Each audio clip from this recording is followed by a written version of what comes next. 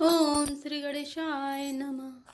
कीन निमज्जनुति रथ राजा नाय मुने सिरु सहित समाजा ऋषि आय सुअशीष सिर राखी करी दंडवत विनय बहुभाषी। अर्थात प्रातः काल भरत जी ने तीर्थ राज में स्नान किया और समाज सहित मुनि को सिर नवाकर और ऋषि की आज्ञा तथा आशीर्वाद को सिर चढ़ाकर दंडवत करके बहुत विनती की। पथ गति कुशल साथ सब लीने चले चित्रकूटे चितु दीने राम सखा कर दीने लागू चलत दे धरि जनु अनुरागु। अर्थात तदंतर रास्ते की पहचान रखने वाले लोगों कुशल पथ प्रदर्शकों के साथ सब लोगों को लिए हुए भरत जी चित्रकूट में चित्त लगाए चले। भरत जी राम सखा गोह के हाथ में हाथ दिए हुए ऐसे जा रहे हैं मानो साक्षात प्रेम ही शरीर धारण किए हुए हों।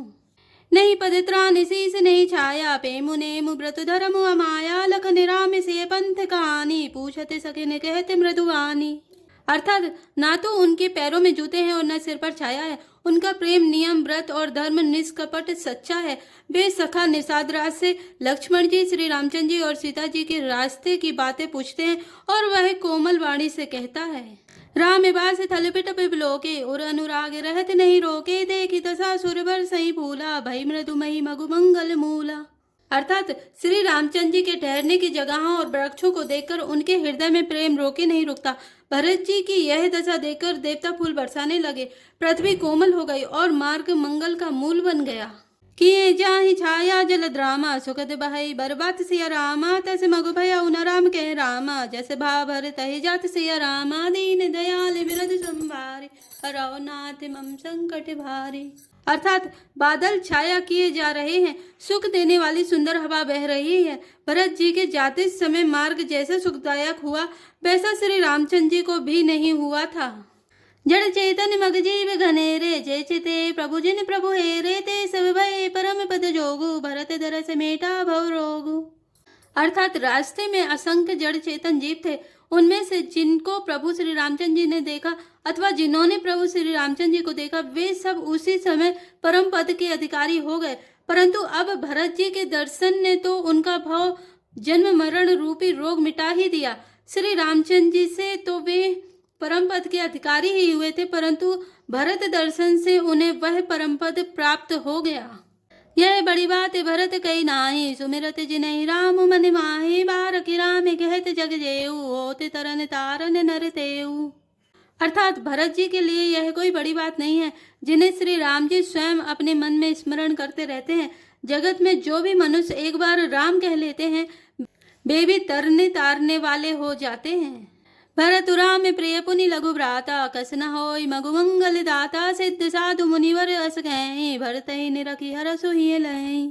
अर्थात फिर भरत जी तो श्री रामचंद्र जी के प्यारे तथा उनके छोटे भाई ठहरे, तब भला उनके लिए मार्ग मंगल सुखदायक कैसे ना हो।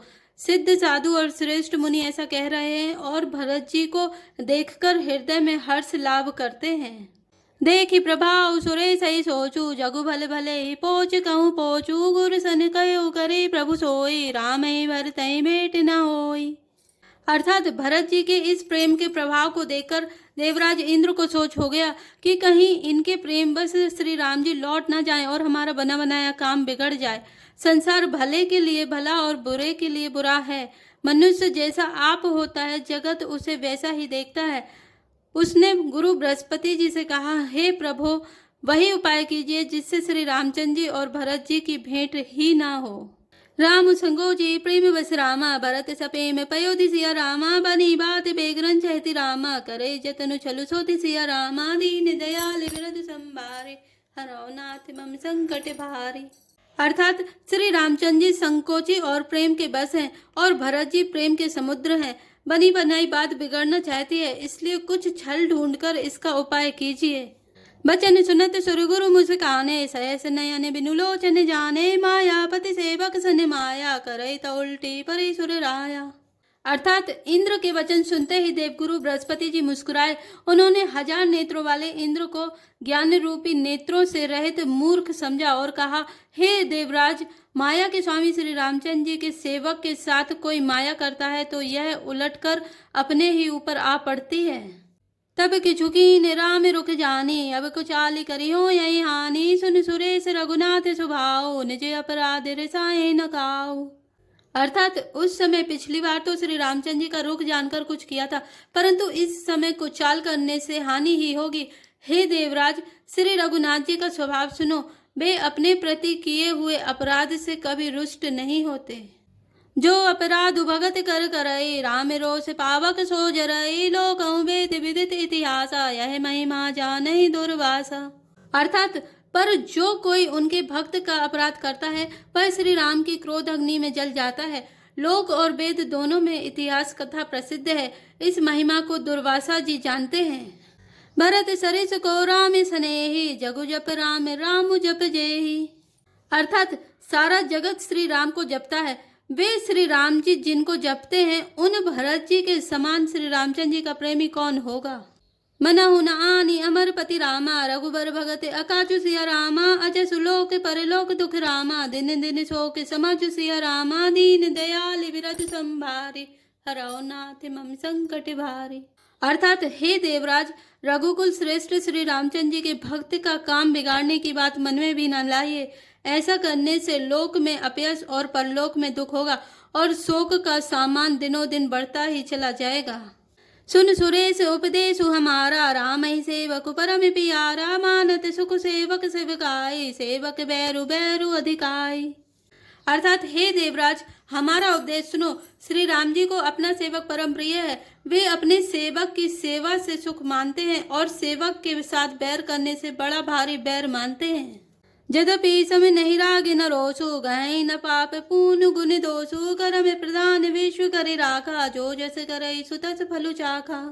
अर्थात यद्यपि वे सम है, उनमें न राग है न रोष है और न वे किसी का पाप पुण्य और गुण दोषी ग्रहण करते हैं।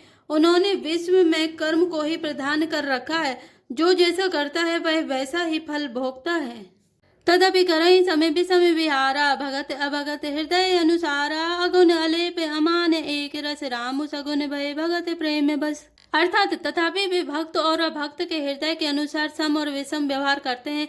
भक्त को प्रेम से गले लगा लेते हैं और अभक्त को मारकर तार देते हैं। गुण रहित, निर्लेप, मान रहित और सदा एक रस भगवान श्री राम भक्त के प्रेम वश ही सगुण हुए हैं। राम सदा सेवक रुचि राखी, वेद पुराण साधु सुर साखी, यस जिय जानी तजौ कुटिलाई, करऊं भरत पद प्रीति सुहाई। अर्थात श्री राम जी सदा अपने सेवकों भक्तों की रुचि रखते आए हैं। वेद पुराण साधु और देवता इसके साक्षी हैं। ऐसा हृदय में जानकर कुटिलता छोड़ दो और भरत जी के चरणों में सुंदर प्रीति करो। राम भगत परहित निरत रामा, पर दुख दुखी दयाल सिया रामा, भगत शिरोमणि भरत ते रामा, जनि डर पहुँ सुरपाल सिया रामा, दीन दयाल विरत संभारे, हरौ नाथ मम संकट भारे। अर्थात हे देवराज इंद्र, श्री रामचंद्र जी के भक्त सदा दूसरों के हित में लगे रहते हैं। वे दूसरों के दुख से दुखी और दयालु होते हैं। फिर भरत जी तो भक्तों के शिरोमणि हैं, उनसे बिल्कुल ना डरो। सत्य संध प्रभु सुर हितकारी, भरत राम आयस अनुसारी, स्वारथ विवश विकल तुम हो, भरत दोष नहीं राउर मोह। अर्थात प्रभु श्री रामचंद्र जी सत्य प्रतिज्ञ और देवताओं के हित करने वाले हैं और भरत जी श्री राम जी की आज्ञा के अनुसार चलने वाले हैं। तुम व्यर्थ स्वार्थ के विशेष वश होकर व्याकुल हो रहे हो। इसमें भरत जी का कोई दोष नहीं, तुम्हारा ही मोह है। सुनि सुरबर सुरगुरु बर बानी, भा प्रमोद मन मिटी गलानी, बरसी प्रसूने हरसि सुर राव, लगे सराहने भरत सुभाव। अर्थात देवगुरु बृहस्पति जी की श्रेष्ठ वाणी सुनकर इंद्र के मन में बड़ा आनंद हुआ और उनकी चिंता मिट गई। तब हर्षित होकर देवराज फूल बरसाकर भरत जी के स्वभाव की सराहना करने लगे। एहि विधि भरत चले मग जाहि, दशा देखि मुनि सिद्ध सिहाहि, जब ही राम कहिले ही उसासा, उमगत पे मुमनहु चहु पासा। अर्थात इस प्रकार भरत जी मार्ग में चले जा रहे हैं।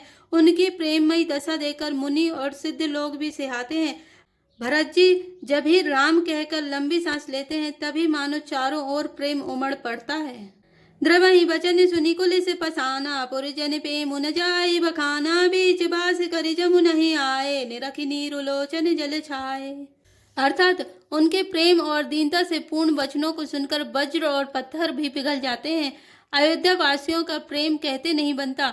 बीच में निवास मुकाम करके भरत जी यमुना जी के तट पर आए। यमुना जी का जल देखकर उनके नेत्रों में जल भर आया। रघुबर बरन बिलो की बर रामा, बारी समेत समझ सिया रामा, होते मगन बारी थी बिरा रामा, चढ़े विवेक जहाज सिया रामा, दीन दयाल विरधु संभारे, रघुनाथ मम संकट भारी। अर्थात श्री रघुनाथ जी के श्याम रंग का सुंदर जल देकर सारे समाज सहित भरत जी प्रेम विहल होकर श्री राम जी के विरह रूपी समुद्र में डूबते डूबते विवेक रूपी जहाज पर चढ़ गए।